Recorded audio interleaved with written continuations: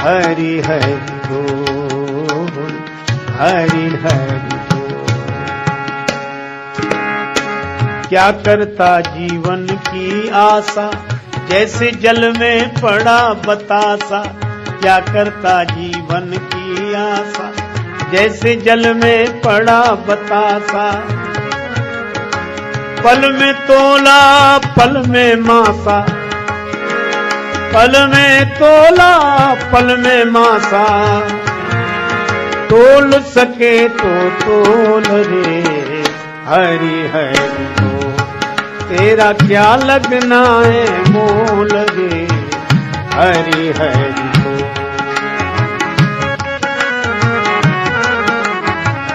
हरि हरि बोल। जब इस जग में आना जाना, सबको नीत विनीत सिखाना। जब इस जग में आना जाना, सबको नीत विनीत सिखाना। प्रभु भक्ति का पाठ पढ़ाना, यह जीवन है अनमोल, हरि हरि बोल। तेरा क्या लगना है मोल, हरि हरि बोल। क्या लगना है मोल, हरि हरि बोल। क्या लगना है मोल, हरि हरि हरि हरि बोल, हरि हरि। जिन्हें हम हार समझे थे गला अपना सजाने को, वही अब नाग बन बैठे हमारे काट खाने को। देखो, अच्छा मैं आपको एक बात बताऊं, जब जब यह कहा जाता है कि लोगों का ठिकाना नहीं, कब बदल जाएं, मित्र कब शत्रु हो जाएं, शत्रु। अच्छा मित्र अगर शत्रु हो सकते हैं तो शत्रु भी तो मित्र हो सकते हैं। अच्छा देखो, आप अपने मन में ये गांठ मत बिठा लेना कि कोई किसी का नहीं हो, भरोसा नहीं और ऐसा नहीं, तो आप सरस होने की जगह परेशान और हो जाएं कि कोई और वैसे नहीं हो। देखो, अच्छा आप ऐसे सोचो, गर्मी के दिन हो, जून का महीना हो और खूब जोरदार गर्मी लग रही हो। अच्छा चलो ना एसी हो, कोई कूलर चला दे, तो कहते हा भाई प्राण मिल गए, बहुत गर्मी थी, बड़ा अच्छा किया। तो अच्छा एक बात बताओ, तो कूलर आपको मित्र लगता है कि नहीं? कितना प्रिय लगता है, चला भाई चला चला, अरे भाई भाव। अच्छा, और वही कूलर लगा रहे, वही कमरा हो और जनवरी की भयंकर सर्दी हो, फिर कोई कूलर खोले, अरे भैया बंद कर, प्राण लेना है क्या? देखो तो उस समय वह शत्रु है। अच्छा अब आप एक बात बताओ, कूलर बदल गया कि समय बदल गया? तो मुझे तो लगता आदमी कभी नहीं बदलता, हमारा समय बदलता है और समय के अनुसार हमें आदमी बदले हुए लगते हैं। समय फिरे रिपु होए पिरीते, अपना प्रारब्ध जैसा जहां से वैसे परिणाम मिलते वहां से, मीठे फल अब लगेंगे कहां से, बीज कड़वे तो बो ही चुके हो, राही जागो हुआ अब सवेरा, पूरी रजनी तो सो ही चुके हो। इसलिए भाई ये संसार के बारे में जब संत महापुरुष हम लोगों को समझाते हैं तो वो इसलिए नहीं समझाते कि हम रिएक्शन में जिए, वो इसलिए समझाते हैं ताकि हमारा एक्शन सही हो जाए। और एक्शन के लिए ही तो ये डायरेक्शन है, रिएक्शन से मुक्त हो, एक्शन में रहे, इसीलिए सत्संग। तो भाई अच्छा भगवान भी एक खेल करते हैं, कब? जब कोई संसार के संबंधों में आसक्त होकर भगवान कोई का विस्मरण कर देता है, तब भगवान कहते हैं कि ठीक है, लेकिन जरा देखना, एक क्षण ऐसा आएगा कि तुम्हें हमारी ओर देखना पड़ेगा, क्योंकि ये तन कीमती है मगर है विनाशी, कभी अगले क्षण के भरोसे न रहना। निकल जाएगी छोड़ काया को पल में, सदा श्वास धन के भरोसे न रहना। एक क्षण में भोगी, एक क्षण में योगी, और क्षण भर में ज्ञानी, और क्षण में वियोगी। बदलता जो पल पल में वृत्ति अपनी, कभी अपने मन के भरोसे न रहना।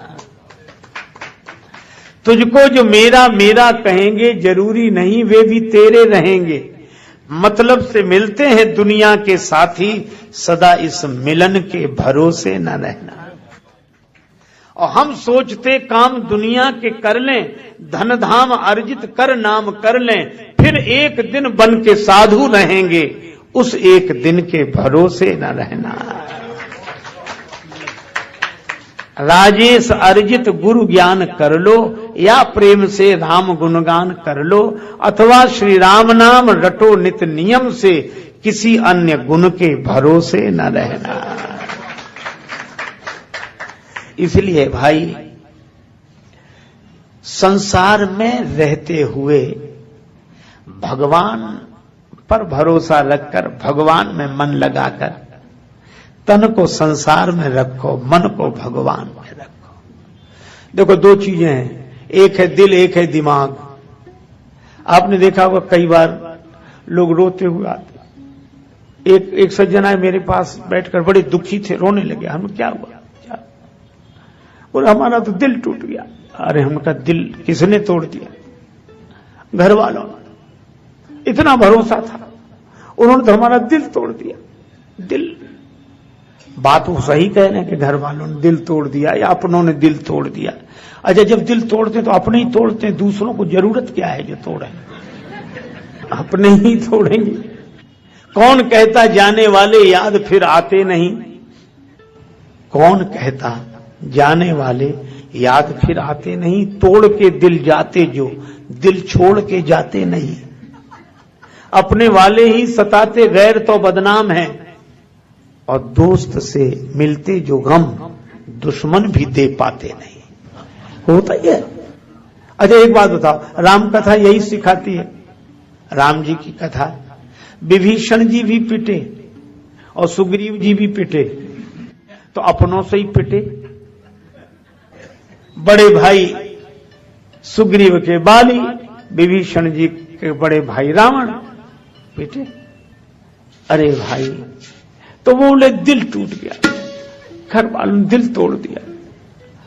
तो हमने उनसे सहानुभूति के नाते कुछ बातें कही, लेकिन एक बात फिर जब वो थोड़े आश्वस्त हुए, हमारे समझाने से थोड़ा उन्हें ठीक लगा, तो फिर हमने उनसे कहा कि दिल टूट गया ये तो दुख की बात है, पर तुमसे कहा किसने था कि घर दिल से चलते हैं? काहे को लगाया था?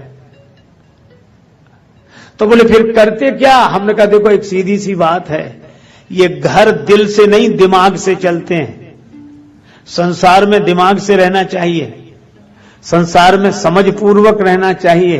तो फिर क्या करें? हमने कहा दिमाग से संसार में रहो, घर में रहो, परिवार में रहो, और दिल से भगवान में रहो, यही जीवन की है। लेकिन भगवान में हम अकल लगाए, भगवान में तो ऐसी अकल लगाए हैं कि वो हैं भी कि नहीं, आज तक विचार कर रहे हैं। दुनिया पर विश्वास और भगवान पर विचार होना चाहिए कि दुनिया में रहें तो विचार पूर्वक और भगवान में रहें तो विश्वास पूर्वक। देवकी माता ने विश्वास कर लिया कि मेरे भाई जैसा महान कोई नहीं है।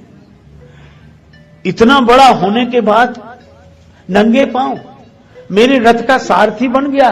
बहन को कितना चाहता है, कितना चाहता है। पर सच्ची बात यह है कि संसार में कोई किसी को नहीं चाहता, सब अपने को चाहते हैं और अपने लिए ही सबको चाहते हैं। यह नियम है।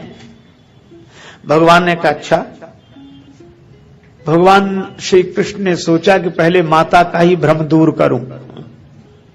जब वह रथ वन में पहुंचा, आकाशवाणी हुई, अरे कंस, जिस बहन को तू इतनी हार्दिकता से रथ में बिठाकर विदा कर रहा है।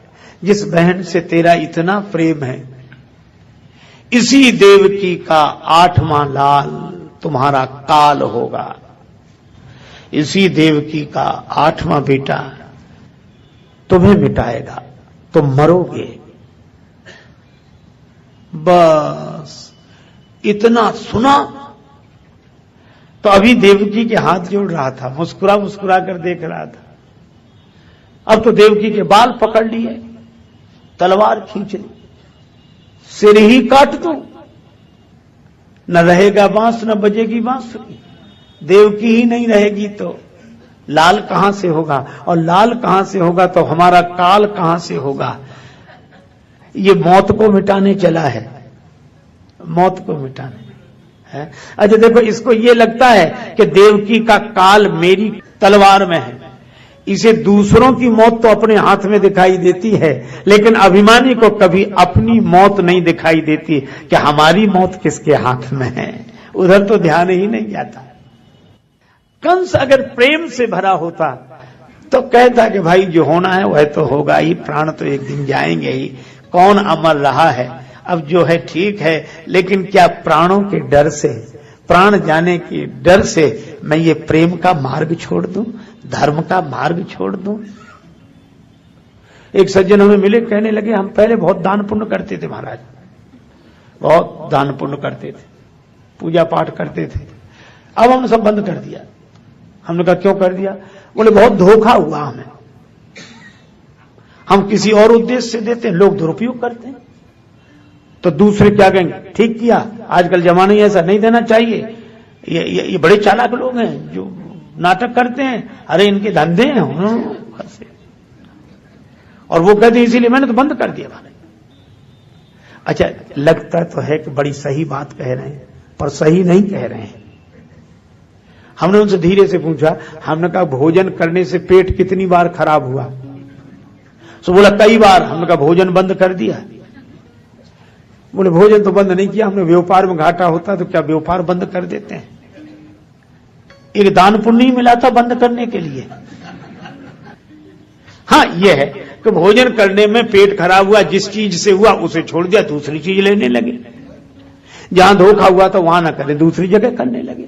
दान पुण्य व्यापार करते हैं। तो जिसके जीवन में दान की महत्ता होगी, सेवा की महत्ता होगी, स्वभाव में होगा। बिच्छू और संत की कथा हम लोग सुनते ही हैं। बिच्छू ने कई बार डंक मारा, पर संत पानी में बहते हुए बिच्छू को हाथ पर रख लेते। किसी ने कहा कि बाबा ये बार बार डंक मारेगा, ये अपना स्वभाव नहीं छोड़ सकता। तो संत ने कहा कि जब बिच्छू अपना स्वभाव नहीं छोड़ सकता तो संत अपना स्वभाव कैसे छोड़ दे। यह है असली प्रेम। ये कंस का प्रेम असली नहीं है, ये प्रेम का, धार्मिकता का दिखावा है। मौत की बात किसी ने कह दी, इतने में ही धर्म चला गया, प्रेम चला गया। इसलिए भाई लोग कहते हैं कि प्रेम में हम मर मिटने को तैयार हैं।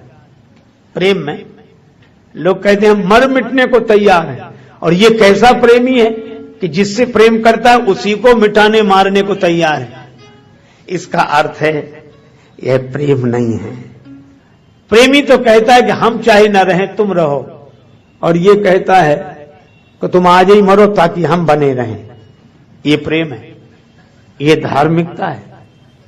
वसुदेव जी ने देखा संकट का समय, तो वसुदेव जी ने कंस की प्रशंसा की। ये नीति है।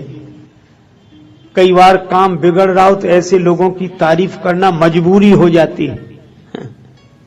वो महान है नहीं, लेकिन चलो महान कार्य हो जाए प्रशंसा से, तो प्रशंसा करने में क्या? अरे आप तो पुरुष हैं और आपको यह शोभा नहीं देता, और आपको देवकी से डर नहीं है, देवकी के 8वें लाल से डर है। तो इनकी जैसे जैसे जो 8वें लाल का जन्म होगा मैं लाकर आपको दे दूंगा, आप उसे मार देना। कंस को लगा कि बात ठीक है, अभी बदनामी भी होगी और ये ठीक नहीं। बोला अच्छा जाओ घर में रहो, पर रखवाली रहेगी, सब देखते रहेंगे। अच्छा, अब ये कथा बड़ी अजीब है, बहुत विचित्र कथा है। आराम से वसुदेव देवकी जी अपने घर में रहने लगे। कंस के पहरेदार रहते थे, पर हमारे महात्मा देवर्षि श्री नारद जी पहले तो भवन में ही रहते थे, फिर तो कंस ने उनको जेल में डाल दिया, बंदी गृह में रहो। एक लाल का जन्म हुआ, वसुदेव लेकर आए। कंस ने कहा कि मेरी इससे कोई शत्रुता नहीं है, मुझे तो 8वें की जरूरत है। वो लौट गए। मैं नारद जी की बात बता रहा था। नारद जी गए एक कमल का फूल लेकर, और इधर से गिने 1 2 3 4, फिर उधर से गिने। कंस ने कहा क्या हुआ है बाबा? नारद जी ने कहा कि हम गिन रहे हैं कि 8वीं कौन सी है, इसमें कमल की 8वीं पंखुड़ी कौन सी है। तो अष्टदल कमल था, जिधर से गिनो, एक इधर से करो तो उधर वाला 8, इधर से एक गिनो तो उधर वाला 8, बीच से गिनो तो बीच वाला 8। और ऐसे लगता था कि वो 8वां तो सब में है।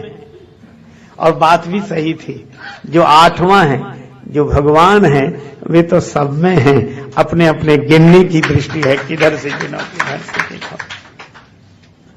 पर कंस ने दूसरा अर्थ लिया कि इसमें तो पहला भी 8वां हो सकता है और 8वां भी पहला हो सकता है। तो उसने कहा कि अब एक को भी नहीं छोड़ेंगे, मिटाओ, सबको मारो। अच्छा, अब ये बात बड़ी अजीब लगती है कि नारद जी ने ये और विचित्र काम किया। भी बेचारे बचते भी उनको। और देखो, कभी कभी अटपटे ढंग से काम करने होते हैं। जैसे एक आदमी के हाथ में हुआ फोड़ा, थोड़ा ही उठा था, तो डॉक्टर के पास गया कि डॉक्टर साहब ये फोड़ा देख रहे हैं, अभी थोड़ा ही उठा। डॉक्टर बोला ये गोली ले, खा लेना, बैठ जाएगा। वो लाया, गोली खाई नहीं उसने, अब फोड़ा हो गया बड़ा। फिर गया कि डॉक्टर साहब, तो हम गोली दी थी, वो तो हमने खाई नहीं। बोले अब ये बैठेगा भी नहीं, अब तो इसका ऑपरेशन करना पड़ेगा। तो फिर ऑपरेशन कर दो, का ऑपरेशन लायक हुआ नहीं, अभी हमें गोली और दे रहे हैं ताकि और बढ़ जाए। बैठने लायक है नहीं और ऑपरेशन लायक हुआ नहीं है ना। तो अब वो जो डॉक्टर फोड़े को मिटाना चाहता है, वही फोड़े को बढ़ा रहा है, ऑपरेशन लायक बना रहा है। बस यही बात है। नारद जी ने कहा कि कंस, तुम्हारे मन में जो अभिमान का फोड़ा हुआ है, पाप का फोड़ा हुआ है तुम्हारे जीवन में, वो उपदेश की गोली से बंद होने वाला तो है नहीं। और पाप बढ़ गया लेकिन ऑपरेशन लायक हुआ नहीं है। और भगवान ऑपरेशन करना चाहते हैं, इसलिए हम ऐसी गोली दे जाते हैं कि ये जल्दी बढ़ जाए, ताकि ऑपरेशन जल्दी होए तो समाज का भला होता है। और वही हुआ। वसुदेव जी और माता देवकी कारागृह में, बंधन में। अच्छा, आजकल लोग क्या कहते हैं कि महाराज हम इतने झंझट में हैं, इतने बंधनों में बंधे हैं कि हमें टाइम नहीं मिलता, हम भजन कैसे करें, भगवान का स्मरण कैसे करें। देखो, जिन्हें भजन करना होता है वे कर लेते हैं, और जिन्हें नहीं करना होता है उन्हें कितना ही मौका मिले तो नहीं करते। ये कथा यह बताती है कि हम तो घर में रहकर भजन नहीं कर पाते, घर के बंधन में रहकर भजन नहीं कर पाते हैं। और वसुदेव जी और माता देवकी तो जेल में रहकर भजन कर लेते हैं। अच्छा, जेल से घर तो कुछ ठीक ही होगा, पर यह कथा यह कहती है कि हम बंधन में रहें, जगत के बंधन में रहें, पर परमात्मा के बंधन में रहें, बंधन में रहकर वंदन करते रहें। यदि नाथ का नाम दया निधि है तो दया भी करेंगे कभी न कभी। यदि नाथ का नाम दया निधि है तो दया भी करेंगे कभी ना कभी। अघहारी हरि दुखिया जन के दुख क्लेश हरेंगे कभी ना कभी।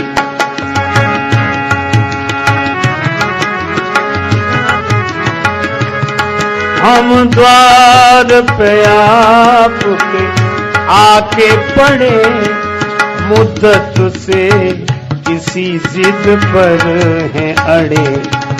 अघ सिंधु करे जो बड़े से बड़े, तो ये बिंदु तरेंगे कभी ना कभी।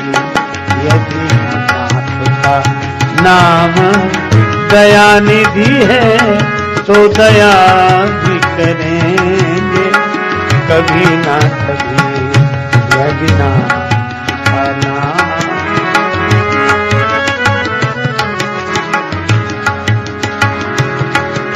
कभी ना कभी, नाथ का नाम दया। भगवान को पुकारें, भरोसा रखें। इखलाक में जो दब जाए वो जेर नहीं होता, ताकत पे जो इतराए वो शेर नहीं होता। और दरबार इलाही से मायूस ना हो ऐ बंदे, देर तो होती है मगर अंधेर नहीं होता। भरोसा है, भरोसा। और इसलिए विश्वास करना बहुत कठिन। श्याम से दिल को लगाना कोई मजाक नहीं, जीते जी जान से जाना कोई मजाक नहीं। कामी क्रोधी लालची इनसे भक्ति न होए, भक्ति करे कोई सूरमा, जाति वरण कुल खोए। भगवान को याद, बस हम देखते हैं आप कौन कहता है मुझे होश नहीं। आप देख रहे हैं, ठीक है। कितना सुंदर नाम वसुदेव, वासुदेव भगवान का नाम ही इसीलिए, जिनमें देवत्व का निवास हो, देव का निवास हो, देव प्रकट हो गए हो। और देव की मति कौन, बुद्धि कैसी, जो परमात्मा की हो गई हो, देव की, अपनी नहीं, देव की, जो भगवान की हो जाए। ये भक्ति और ज्ञान, जो जिसमें केवल भगवान शेष रह जाए वह ज्ञान, और जो भगवान की हो जाए जिसकी बुद्धि, वो भक्ति। ये भक्ति और ज्ञान। अच्छा, इनको बांध कौन किसने रखा? कंस ने। ये देहाभिमान ही कंस है, पर कंस को यह पता नहीं कि कंस वसुदेव जी देवकी जी के देह को बांध सकता है, पर नेह को नहीं बांध सकता। देह बंधन में है, लेकिन इनके मन का नेह तो परमात्मा के बंधन में है। यह इसीलिए भाई, रन में वन में डगर में कहूं रहे यह देह, तुलसी सीता राम सो लगो चाहिए ने। इसलिए जिस देश में जिस भेष में परदेश में रहो, राधा रमण राधा रमण राधा रमण कहो। जिस देश में जिस भेष में परदेश में रहो, राधा रमण राधा रमण राधा रमण कहो।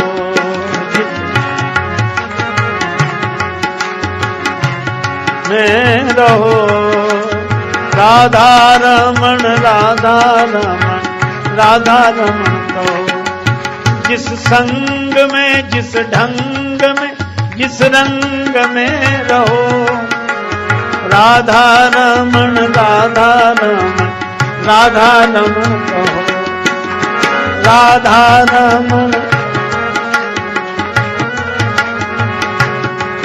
ओ राधा रमण राधा रमण राधा रमण कहो। राधा रमण राधा।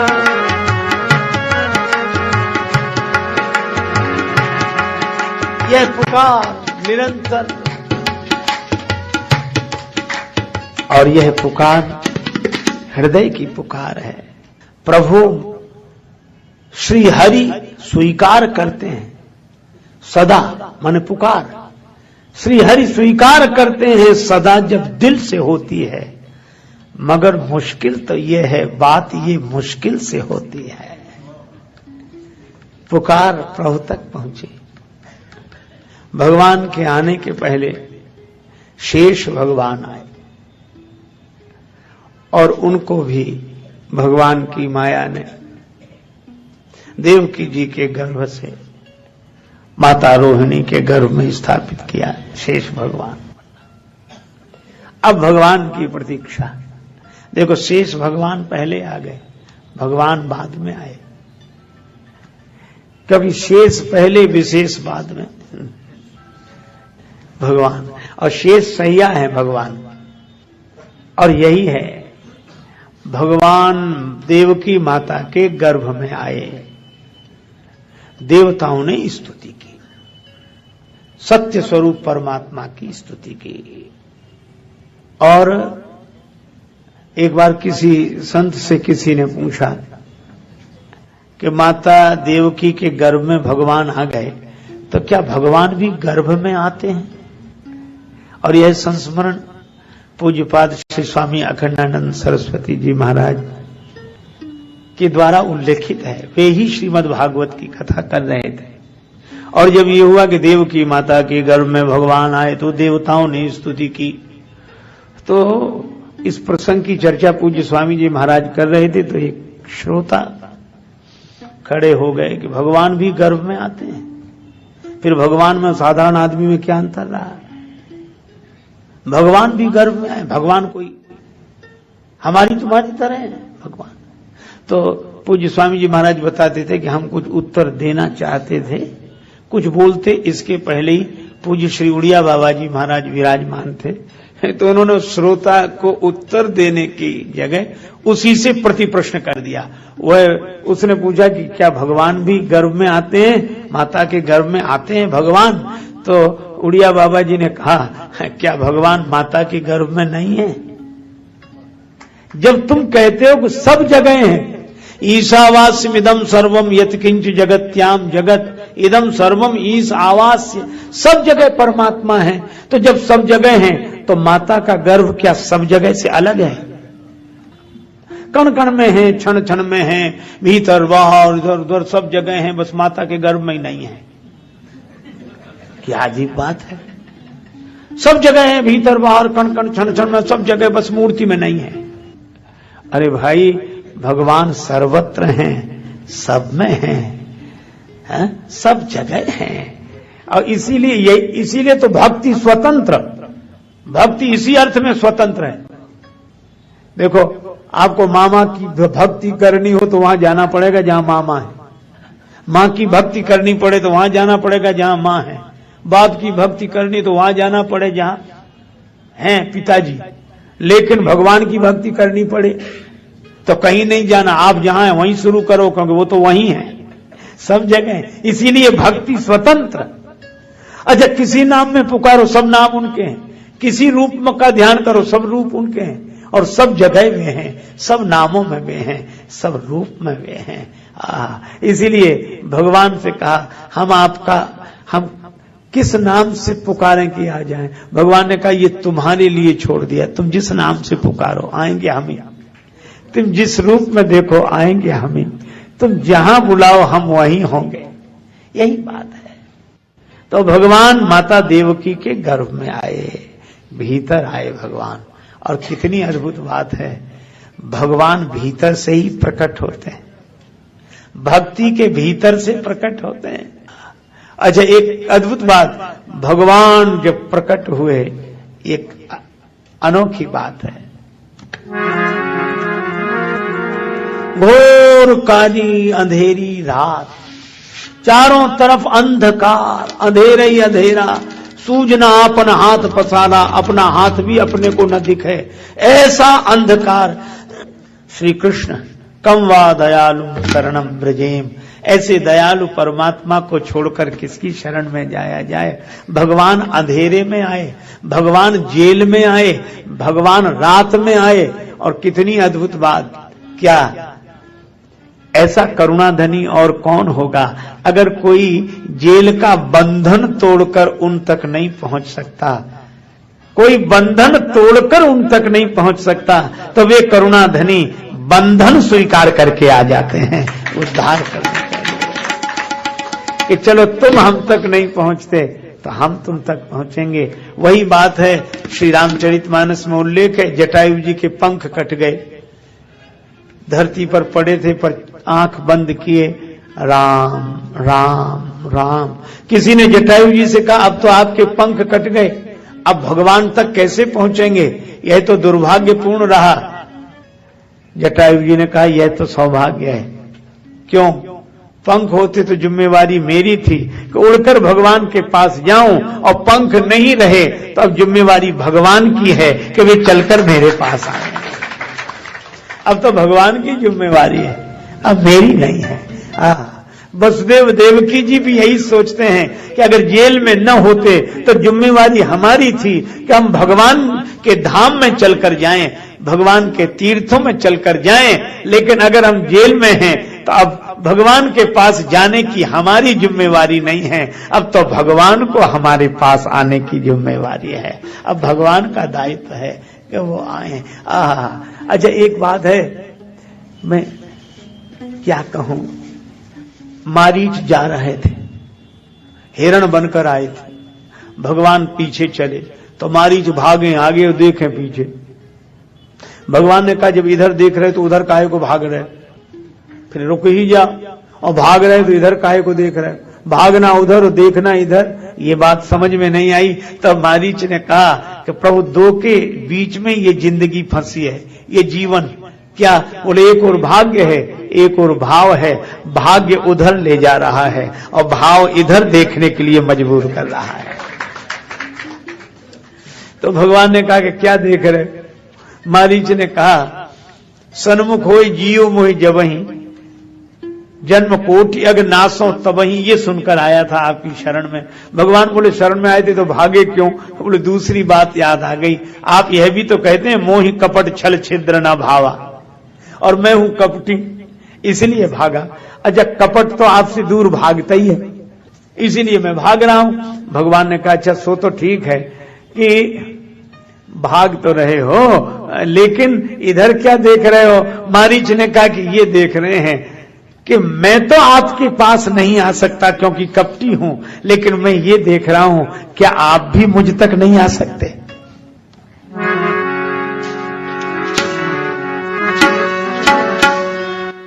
मत राखा नजरिया से दूर मैया,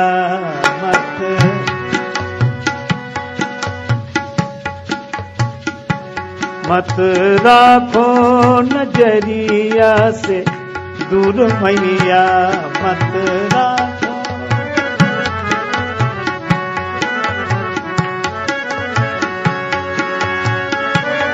मत राखा नजरिया से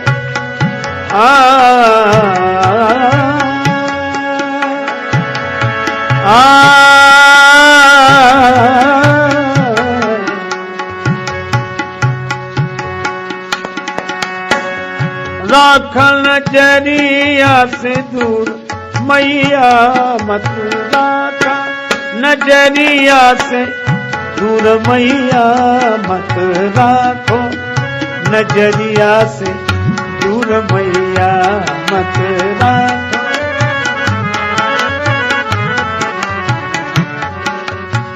एक भक्त जानकी माता से प्रार्थना करते हैं, बड़ी भक्ति भरी प्रार्थना, मत राखो नजरिया से दूर मैया। इसी पद में वे कहते हैं हम तो तोहरा माया के बस में, हम तो तोहरा माया के बस में, माया के बस में, माया के बस में, लेकिन तू काहे मजबूर मैया, तू काहे मजबूर मैया, मत राखो नजरिया से दूर मैया मथुरा, नजरिया से दूर मैया मथुरा।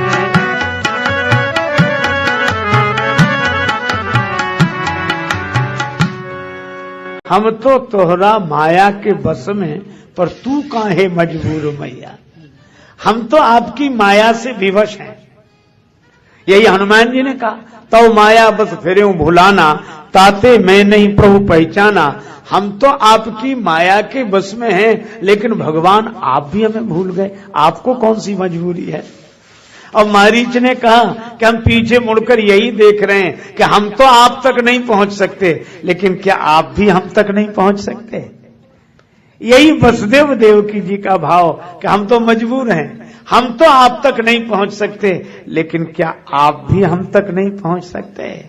देखो, जो भगवान तक नहीं पहुंच सकते, उनकी पुकार परमात्मा तक पहुंच जाती है, और वह याद ही दया बनकर उन दया निधि को प्रकट कर देती है जीवन में। ये जबां पर जब कभी घबरा के तेरा नाम आता है, सुना है तेरी रहमत का सहारा काम आता है। नाम है। और वह समय आया, भगवान प्रकट हुए। अच्छा, कब। रात में। क्यों। देखो, रात में अपने को भी कोई सहारा नहीं दिखाई देता, अपना हाथ भी अपने को नहीं दिखता, और अपनों का भी सहारा नहीं दिखता। सब सो रहे होते, सब सो रहे हैं रात में, अपना हाथ भी अपने साथ नहीं।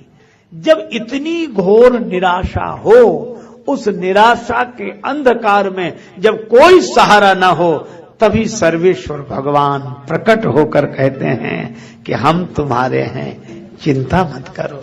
चिंता, निराशा की अंधेरी रात में जहां आशा का कोई दिया न जल रहा हो, उस अंधेरी निशा में स्वयं भगवान प्रकट होकर कहते हैं कि मैं हूं तुम्हारे साथ, चिंता मत करो। तुम जेल छोड़कर हम तक नहीं आ सके, तो हम अपना धाम छोड़कर तुम्हारे पास जेल में आ गए। अगर तुम जगत के बंधन से ऊपर नहीं उठ सकते, वंदन कर सकते हो, तो चलो कोई बात नहीं, हम ऊपर से नीचे उतरकर तुम्हारे जगत में आ जाते हैं, तुम्हारे पास आ जाते हैं। ये भगवान की करुणा है, ये अवतार है। ऊपर से नीचे उतर, अवतार। इसलिए सीढ़ी को कहते हैं अवतरणिका। अच्छा, सीढ़ी के दो पाए, एक नीचे एक ऊपर। एक आदमी छत पर खड़ा था, बोले इन सीढ़ियों से ऊपर आ जाओ, हम मिल जाएंगे। तो कई लोग चढ़ गए, एक आदमी बड़ा कमजोर, बोले साहब हम तो नहीं चढ़ सकते। तो ऊपर वाले ने कहा फिर हम तक नहीं पहुंच सकते तुम। तो उसने कहा कि इन सीढ़ियों का उपयोग क्या केवल ऊपर चढ़ने के लिए होता, नीचे उतरने के लिए नहीं होता। तो ऊपर वाले ने कहा कि होता है। बोले तो इन सीढ़ियों का आधार लेकर जो ऊपर चढ़ सके सो ठीक, जो नहीं चढ़ सके तो इन सीढ़ियों का आधार लेकर आप ही नीचे उतरा। तो ये संकेत क्या है, ये साधना ही सीढ़ी है, और इसके दो पायदान है, दो सीढ़ियां हैं। कौन सी, एक नाम एक रूप, और ऊपर है परमात्मा। वे कहते तुम नाम रूप से ऊपर उठाओ तो हम मिल जाएंगे। तो जो समर्थ हैं वे नाम रूप से ऊपर उठ गए, परमात्मा तक पहुंच गए। लेकिन भक्तों ने कहा हम निर्बल हैं, हम नाम रूप से ऊपर नहीं उठ सकते, तो तुम ही नाम रूप लेकर नीचे उतर आओ तो बड़ी कृपा होगी। तो जो नाम रूप से ऊपर उठकर परमात्मा तक पहुंच गए वे ज्ञानी जन हैं। पर भक्तों के लिए भगवान अपना कोई नाम और रूप लेकर प्रकट हो जाते हैं, ये अवतार है। और वही हुआ, भगवान प्रकट हुए। एक बार एक सज्जन से चर्चा हो रही थी, तो ऐसी विनोद की बात है, तो उन्होंने हमसे कहा कि आप राम जी के भक्त हैं। हमने कहा हाँ, अगर हैं तो तुम अपनी बात कहो। बोले आपके राम जी तो दिन में आए, पर कृष्ण भगवान तो रात में आए, क्यों आए। तो मुझे विनोद में एक बात सूझी, अरे हमका उनको रात में आना ठीक। बोले क्यों आए। अरे हमका चोर तो रात में ही आएंगे, दिन में थोड़े ही आते हैं। चोर तो रात को ही आएंगे, दिन में थोड़े ही आएंगे। सो मैंने तो विनोद में कहा था वो ऐसा कैसे कहते हैं? और कृष्णस्तु भगवान स्वयं, और आपको पता उन्हें कोई नहीं पकड़ पाया।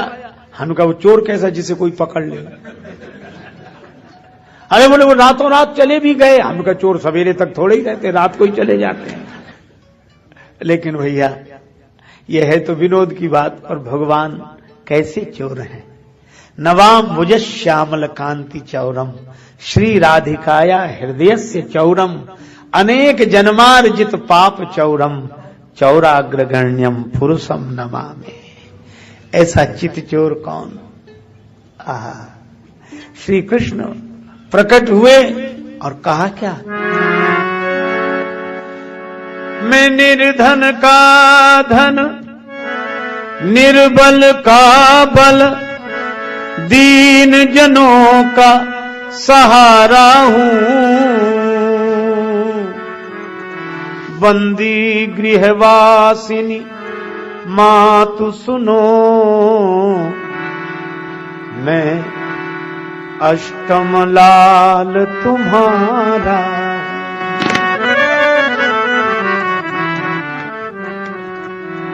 भगवान ने कहा मैं ही तुम्हारा 8वां पुत्र हूं। प्रकाश हो गया। निराशा के अंधकार में नारायण प्रकट हो जाएं तो प्रकाश हो ही जाता है। भगवान का दिव्य दर्शन हुआ। माता देवकी जी को, वसुदेव जी को सभी आनंदित हुए। अच्छा, भगवान भी बड़े विलक्षण, कहने लगे गोकुल भेजो। वसुदेव जी ने कहा कि भेजें तो तब जब हम खुद जा सकें। ये देख रहे हो हथकड़ी, पांव में बेड़ी, हम कैसे ले जाएं? हम तो खुद बंधन में। भगवान बोले नहीं, हमको तो ले चलो, ले चलो, हम यहां नहीं रह सकते, हमें लीला करनी है। अच्छा, लीला कहां होगी? लीला तो गोकुल में होगी। अच्छा, गो कहते हैं इंद्रियों का, इंद्रियों का कुल जहां है, इंद्रियों का समूह जहां है, भगवान की लीला तो वहां होगी। जहां आंखें उनका रूप देख सकें, जहां श्रवण उनकी वाणी सुन सकें, जहां रसना उनका प्रसाद ले सके, वाणी उनका कीर्तन कर सके, हाथ उनको प्रणाम कर सके, चरण दौड़कर उनसे मिलने के लिए चल सके। इंद्रियों का कुल गोकुल, वहीं लीला होगी। इसलिए मुझे यहां ये अंतःकरण में प्रकट हुए तो प्रकाश हो गया। अब गोकुल में लीला होनी है, वहां भेजो। वसुदेव जी ने कहा ये हथकड़ी, ये बेड़ी। भगवान ने कहा तुम एक काम करो, क्या? हमें सिर पे बिठा लो, बस। ना हथकड़ी देखो, ना बेड़ी देखो, ना कोई समस्या देखो। क्या? बोले हमें सिर पर बिठा कर देखो, फिर चमत्कार देखो। और कितना बढ़िया संकेत है। भगवान ने कहा कि कितना ही बंधन हो, कितनी भी समस्या हो, परेशान ना हो, भगवान को सिर पे बिठा के देखो। तो वसुदेव जी बोले बिठाएं तो, पर बिठाएं किसमें? यहां तो कुछ है नहीं। तो एक संत ने कहा कि अनाज साफ करने वाले सूप में भगवान को बिठा लिया वसुदेव जी, और सूप सिर पे रखा। कहा कि भगवान के लिए ये है। एक बोला ऐसा कोई वर्णन नहीं है। हमने कहा ना भी हो, पर ये बात बड़ी सार्थक है। भगवान सूप में ही क्यों? देखो, सूप का एक स्वभाव है। क्या क्या क्या क्या क्या